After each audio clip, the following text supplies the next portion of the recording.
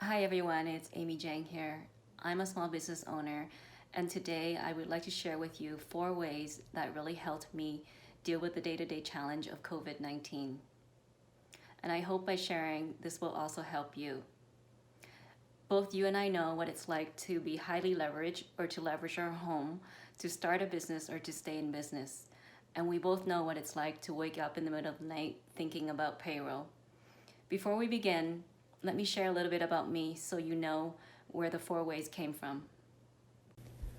I started Lube in 2008 during the recession. At the time, I was 8 months pregnant with my first child. Okotoks is where we started. Now we have 2 other stores in Calgary. The second floor used to be a nursery. I insisted on being a full-time mom and a full-time entrepreneur, so I would run upstairs, breastfeed my baby, and run downstairs to take care of business. Looking back, a few people were trying to stop me from starting the business.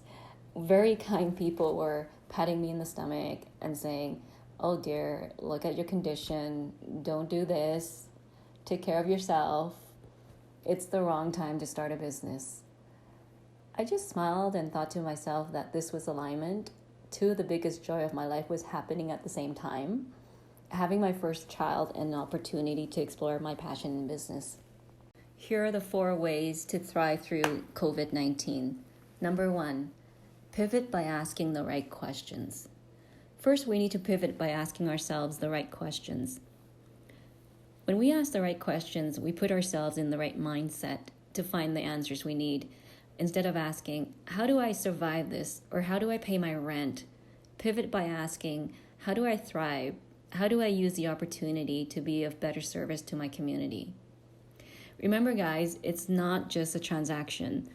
We are not just in the oil change business. It's not oil change for cash. We are about our village, the village that provides for our livelihood, and we are here to be of service to our community. When I first asked how I would survive this, I started thinking how to sell more oil changes. How do I get more money to pay rent? But once I pivoted and started asking, how do I thrive? How do I use this opportunity to better serve my community? I thought of how I have access to fluids and how I could provide hand sanitizers at cost to people in the community. Then I'm no longer fighting a battle I can't control. I'm thriving because I'm contributing and everyone wins. Number 2, know who you are. It's not who you are in relation to other people. It's not about you being a mom or a leader, not what you can do. It's not about your title or your credentials. It's not about what you own. It's about taking the time to figure out who you are organically as a person. Are you a natural leader? Are you kind? Are you creative? Are you a person of integrity? What is extraordinary about you? What are you passionate about? What would you give? Maybe you can't go to work, or maybe you can't pay rent now. But if you know who you are, nothing will change. Your abilities don't change. The power in you still exists. When you're faced with having to lay off your favorite person, you are taking away that person's livelihood, and it feels terrible. At this time, it's important to know who you are. Are you a person of integrity? Are you a leader? Knowing who you are takes the fear away from making the necessary decisions to ensure that your business will survive, so that your business is around to hire back your favorite person.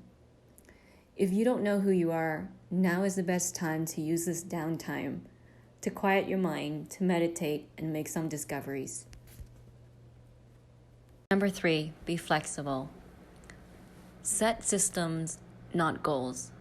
The difference between goals and system, as explained in Atomic Habits, a goal is a result you want to achieve. A system is a process that leads to those results. Life isn't about the destiny, it's about the journey. When you set a goal, you focus on the destiny, not on the journey. When we think about systems, we embrace the journey.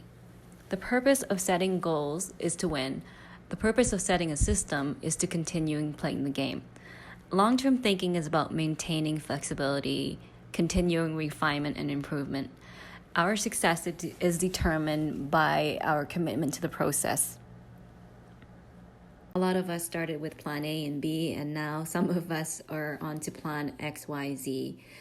If we think about long-term thinking and maintaining flexibility, we don't kill ourselves on not achieving those goals. We think about refining the system and progressing.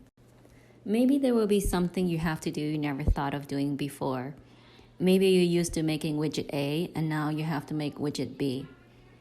Or perhaps you're a CEO in your small business and today you're also the accountant, the engineer, and the janitor. But you know what? That floor is going to look spectacular because you are flexible, you set a system, and you know who you are. And because you know who you are, excellence radiates from everything you do.